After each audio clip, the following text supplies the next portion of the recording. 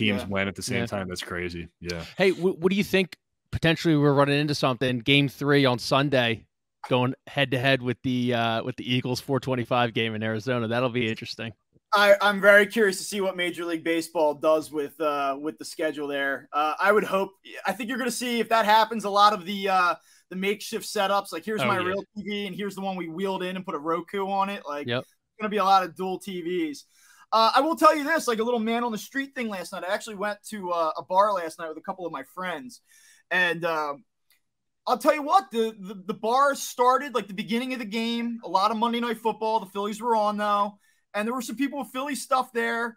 And then like the 5th inning, people were like, hey, there's a perfect game going on here. And like, finally by like the 5th, 6th inning, it really started to tilt towards the Phillies. It's the first time in a really long time I saw like a bar get jacked up and like people excited to see the Phillies. But I hope that Major League Baseball doesn't do that, where there's an overlap, but I guess it's very possible. I mean, you got to think if there's 4 series and they're all running Friday through Sunday, at least a couple of them are going to go that 3rd game. So who knows? I'm guessing the TVs were probably on mute. How did everybody know there was a perfect game? Because there was just graphics all over the screen on NBC Sports Philly. Well, yeah, that was what the fuck was that? I mean, I know, say what you want about it, but like, I know there's some people out there that are like, come on, man. Like, that jinx stuff, that's all weak. Like, it has nothing to do with anything. Like, come on, unwritten rules. Unwritten rules. You're the keeper of the unwritten rules. Bob, they wouldn't talk to Aaron Nola from the 5th inning on. Nobody sat around him. Nobody even wanted to touch him. Nobody, like, he came down the steps and everybody just scattered like mice. And we're throwing up perfect game graphics. Okay, fine. If you want to throw the one up when he's walking out, I'm not going to kill you on that one. This one is insane. Yeah. This perfect game alert is insane. What the hell is that? Now, if you're on MLB.com, and you want to put that up on your cell phone app to draw attention to it, to get people to tune in, sure. But like, we all know what we're watching here. So what are we doing?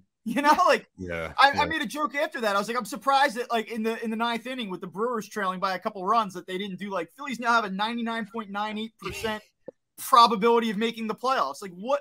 You can't do that. Dubon was pissing me off too, man, because on that he fouled off Eflin like 10 times in a row on that last. I was trying to film it for social media. I was like, you motherfucker, just swing and miss, please. And then you see Barkan, and you know how I feel about that. And I was just a clown show to the very end. Now, I thought that the post-game stuff was really good. They did a good job there.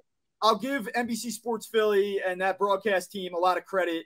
And honestly, it has nothing to do with the announcers. I actually think Phillies announcers are like unfairly criticized a lot of the time. I know that Tom takes a lot of crap, especially on Twitter. Is it because Fransky's so good? Yeah, Fransky. Nobody has anything negative to say about Fransky, but I think that sometimes Tom, gets unfair criticism. I thought that they all did a really good job yesterday. But man, that perfect game stuff and Barkan before the inning, like, give me a break with that shit. It was fucking. I wanted to cringe out of my fucking skin. And I said so nice things about him because the Keith Hernandez thing was funny and everything. And now I'm gonna have to use this clip, and now I'm gonna have to take him back to task. Yes and no. Don't worry. I'm telling you, number 1. Don't worry about saying anything about Barkan on the site because he's not a Crossing Broad fan. So yeah, he's fair. He's fair game. I got some stories about that.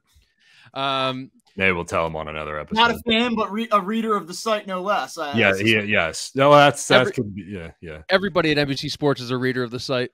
One thing I will say about media folk in this town is that they may not all love Crossing Broad, but they sure all read it. Nope. Yes, they do. Philadelphia sports media loves to read about themselves. There is no doubt about that.